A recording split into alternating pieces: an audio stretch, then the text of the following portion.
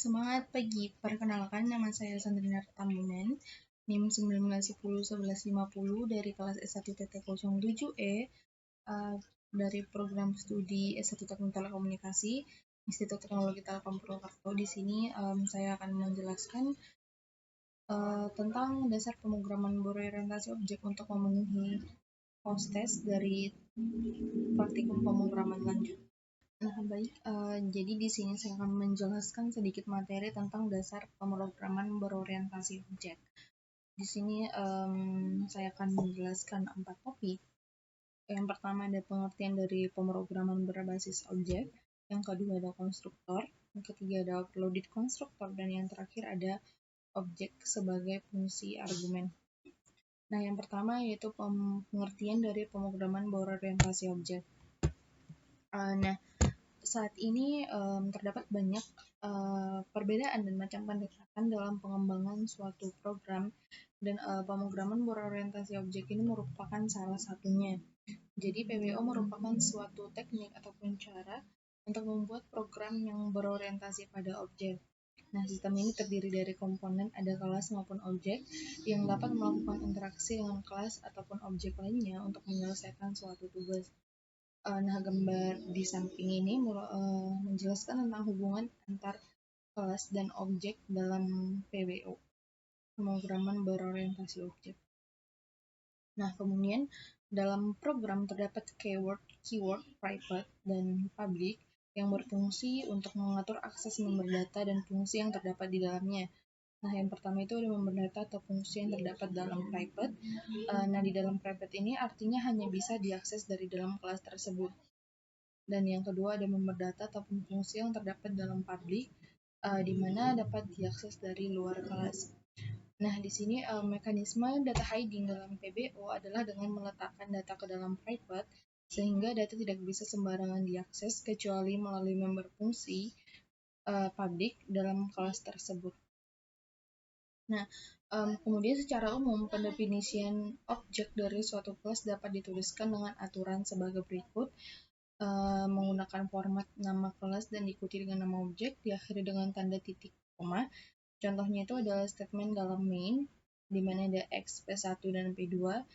Ini menunjukkan bahwa pendefinisian dua objek bernama P1 dan P2 dari kelas X.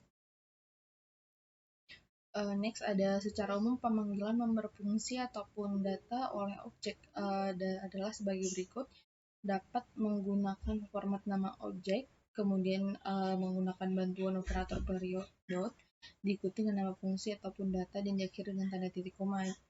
Nah, contohnya itu adalah statement P1.b dan ada P2.a.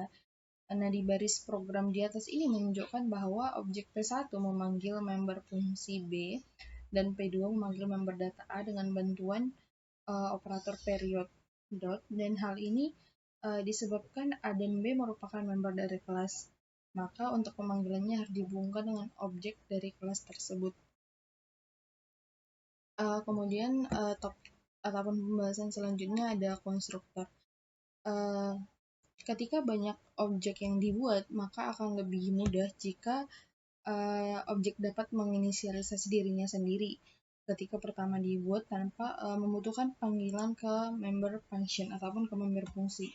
Nah, inisialisasi otomatis dapat dilakukan dengan menggunakan member function khusus yang disebut dengan konstruktor.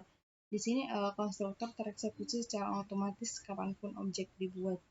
Ciri utama dari konstruktor itu yaitu memiliki nama yang sama dengan nama dari kelas tersebut. Untuk format penulisan konstruktor dalam program adalah sebagai berikut. Ada nama kelas, kemudian diikuti dengan member data ataupun nilai. Nah, ini merupakan suatu contoh program dengan konstruktor dalam program C++. Nah, di sini baris ke-9 merupakan konstruktor. Ini menggunakan ITTP, kemudian diikuti dengan member data I, kemudian ada nilai 33. Nah, ini merupakan konstruktor yang ditunjukkan dengan ciri memiliki yang sama dengan nama kelas seperti yang sudah dijelaskan pada slide sebelumnya, yaitu konstruktor memiliki ciri yang sama dengan nama kelasnya. Nah, di sini setiap ada objek yang dibuat pada baris 18 dapat kita lihat di sini objeknya yaitu S1, maka konstruktor bekerja mengisi nilai data I dengan 33. Kemudian topik selanjutnya ada overloaded constructor. Nah, overloaded constructor ini merupakan suatu kondisi terdapat lebih dari satu konstruktor dalam satu kelas dengan nama yang sama. Nah, kondisi ini dapat terjadi dikarenakan adanya pendefinisian objek dengan jumlah argumen yang berbeda. Argumen adalah nilai yang diberikan antara program, fungsi, ataupun subrutin. Nah, dari gambar di samping ini merupakan suatu contoh overloaded constructor. Di sini dalam program menunjukkan bahwa ketika objek dari S1 dan S3 didefinisikan sebagai konstruktor 1 yang dipanggil secara otomatis, dan maka saat objek S2 dengan dua argumen didefinisikan, maka konstruktor kedua akan aktif sesuai dengan yang ada pada output dari program tersebut. Kemudian yang terakhir ada pembahasan mengenai topik objek sebagai fungsi argumen. Nah, di sini data dari suatu objek dapat menjadi masukan bagi objek yang lain dengan memanfaatkan objek sebagai argumen. Format penulisan dari objek sebagai argumen adalah sebagai berikut: menggunakan nama objek, kemudian menggunakan bantuan operator period dot dan diikuti dengan nama fungsi, di mana ada nama objek 1, nama objek 2, nama objek 3, dan nama objek seterusnya sesuai dengan objek yang dibutuhkan dalam program tersebut. Nah, selanjutnya di sini saya akan membuat list programming secara langsung tentang dasar pemrograman berorientasi objek, di mana akan ada kelas dan objek yang akan didefinisikan dalam program tersebut. Di sini menggunakan aplikasi CodeBlock sesuai dengan yang biasa digunakan pada saat praktikum.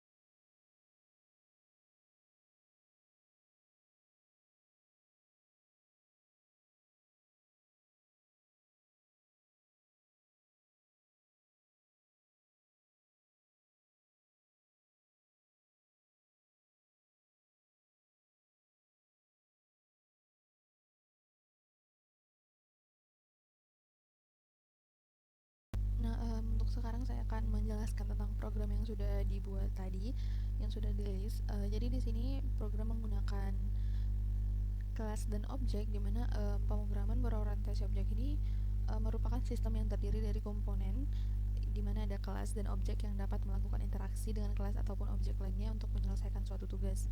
Nah, di sini programnya bertemakan tentang drama, di mana menggunakan kelas drama untuk mendefinisikan kelas. Kemudian ada private, di mana member fungsi ataupun data private ini digunakan untuk mengatur akses member data fungsi yang terdapat di dalamnya. Untuk data private, member data fungsi atau private hanya bisa diakses dari dalam kelas tersebut. Nah, di sini menggunakan INT tahun, kemudian ada episode, kemudian ada string judul dan genre untuk mendefinisikan data member. Kemudian untuk public, di sini member data fungsi ataupun public digunakan untuk dapat mengakses dari luar kelas. Nah, di sini terdapat void input judul, kemudian ada string judul, input judul genre, kemudian ada string judul, genre, tahun, dan episode. Kemudian ada void cetak. Nah, ini digunakan untuk mendeklarasikan member fungsi yang terdapat pada program. Kemudian selanjutnya masuk ke void drama, di mana ada input judul, kemudian ada string judul digunakan untuk mendefinisikan ataupun mendeklarasikan member fungsi. Kemudian ada judul sama dengan judul, di mana ini merupakan suatu konstruktor. Nah, konstruktor ini merupakan suatu inisialisasi otomatis yang dapat dilakukan untuk dengan menggunakan member fungsi khusus.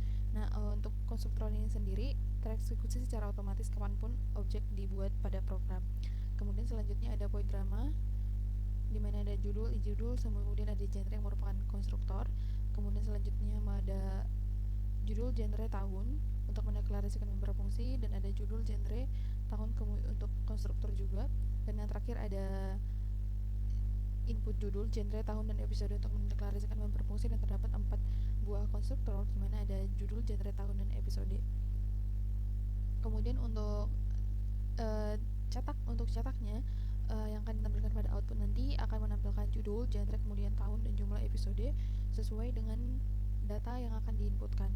Nah, kemudian next ke program utama ataupun INT main-nya, di mana di sini ada 6 drama yang akan ditampilkan pada outputnya, di mana yang pertama ada drama komedi.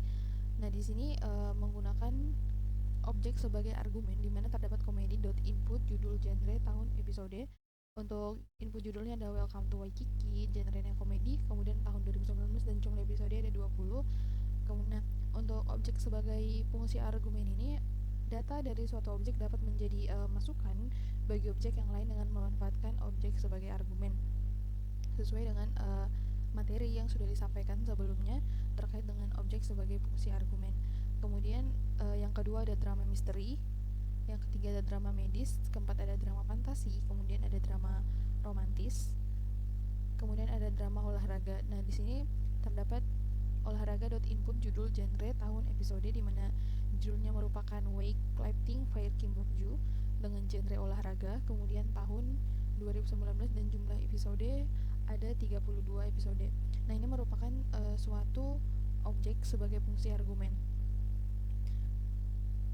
Kemudian selanjutnya akan mendemonstrasikan program ataupun akan melihat output dari program yang sudah dibuat tadi.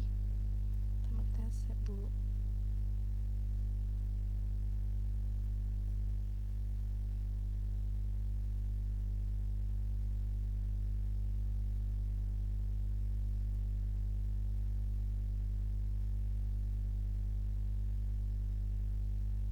Nah, kemudian di sini dapat kita lihat bahwa ada kesalahan ataupun error yang terdapat pada baris 29, di mana seharusnya ini merupakan INT ataupun tipe datanya merupakan INT integer karena ini merupakan tahun.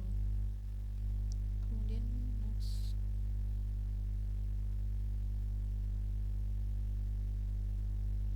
Nah, di sini juga merupakan tipe data INT, merupakan ulangan.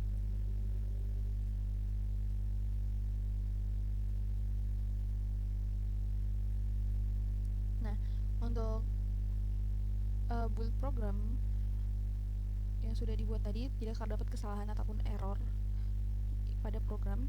Kemudian selanjutnya akan menampilkan output dari program. Nah, untuk program ini sesuai dengan program yang dibuat pada INT main ataupun program utama, akan ada 6 drama, di mana drama yang pertama ada Welcome to Waikiki dengan bergenre komedi, dirilis tahun 2019, kemudian ada jumlah episode ada 20 episode. Kemudian untuk drama kedua ada Class of Lies dengan genre misteri, rilis tahun 2019 dan dengan jumlah episode 16 episode. Kemudian untuk drama yang ketiga ada The Doctors untuk genre medis, dirilis tahun 2016 dengan jumlah episode ada 20. Kemudian untuk drama keempat ada Extraordinario dengan genre fantasi. Kemudian dirilis tahun 2019 dengan jumlah episode ada 30 episode. Kemudian untuk drama kelima ada judul Secret Romantis, dirilis tahun 2019 dengan episode ada 20. Kemudian drama terakhir ataupun ada judul Wake Flip Timbuktu dengan genre olahraga, kemudian dirilis tahun 2019 dengan episode ada 30 episode. Nah, pada output program ini semuanya sesuai dengan yang dituliskan, yang sudah dituliskan pada program yang terdapat pada program dengan kelas drama. Baik, sekian video presentasi dari saya tentang topik dasar pemrograman berorientasi objek dari mata kuliah praktikum pemrograman lanjut. Semoga apa yang telah saya sampaikan dapat bermanfaat untuk kedepannya. Dan saya juga mengucapkan terima kasih untuk tim dosen dan Aspak yang telah memberikan ilmu, dan terima kasih untuk bimbingannya untuk selama 1 semester ini. Dan juga untuk teman-teman semua tetap semangat, dan bahkan jika kau tersandung dan jatuh, hal yang terpenting adalah kita harus bangun kembali dan jangan berkecil hati. Bahkan jika ada hal-hal yang tidak dapat dicapai, yang perlu lakukan adalah kembali kepada perasaanmu sendiri. Tetap semangat, stay healthy, and thank you. Terima kasih.